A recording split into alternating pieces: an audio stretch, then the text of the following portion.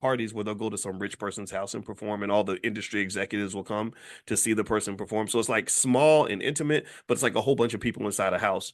And she was at one of these house parties, and she's like, I see Dr. Boyce is here, and he doesn't know this, but we were signed with Rock Nation, and nobody was really giving us any attention. And Dr. Boyce put me on his page, and then we blew up and got 3 million views, and that's when everything took off. And I was like, oh wow, that is so cool. That's awesome, right? So I kind of pat myself on the back a little bit, but still though, I just I don't care. I mean, I was happy to play my part, right? But anyway, anyway, the point of this story, besides me sounding like I'm some arrogant prick, is that she is that these pages, this page and then my Instagram page, literally just disappeared out of the blue.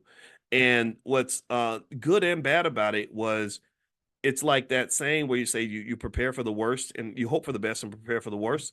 That's kind of, that would have been my strategy. So my strategy from the beginning was, I said, okay, if I got all these followers on these pages, somebody could take this away in any moment. Mark Zuckerberg could decide that, I'm too radical or whatever and just take me down.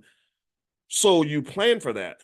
So the same mindset you have as an investor where you diversify and you spread your risk out is exactly the same approach I took to building everything with my business. I never said I want to have one Facebook page. A lot of y'all that follow me, I don't have one Facebook page. I got dozens. And I don't even tell anybody all the pages I have because I don't want anybody knowing. You don't want people to know all your business, right? I didn't have one Instagram. I had several. When the big one went down, I just started building on the backup page.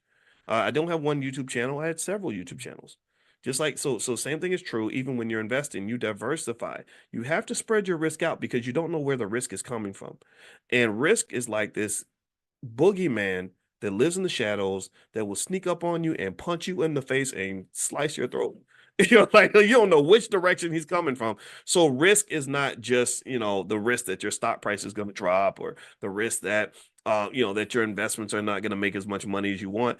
It could just be, for example, if I have a lot of my money in a crypto exchange and the crypto exchange goes bankrupt because the CEO goes to prison or something, right? So you never put all your eggs in one basket. You have to spread yourself out. So even with social media, when I see people pouring into one platform and they build this one gigantic platform, I'm always trained to think about the what ifs. Like, well, what if that one platform's gone? Like I remember I met a lady who had 400,000 or 500,000 people on an Instagram page or on a Facebook page. Maybe it was like actually more like 2 million. And she built everything around this one Facebook page, and she had all these customers and all these employees and everything. And then they didn't take her page down. What they did was they throttled the traffic. Anybody remember that? Where back when you used to post something on Facebook and everybody who followed you would see your post. And then Facebook, but their strategy was, we want to get you to build the following, and then we're gonna sell your audience to somebody else. Right? That's what they did. They started selling it through the ads. And so they would basically tell the person who built the audience, you can't access this audience unless you pay us money. I think it's highly unethical. Mark Cuban called out Facebook for that when they did it.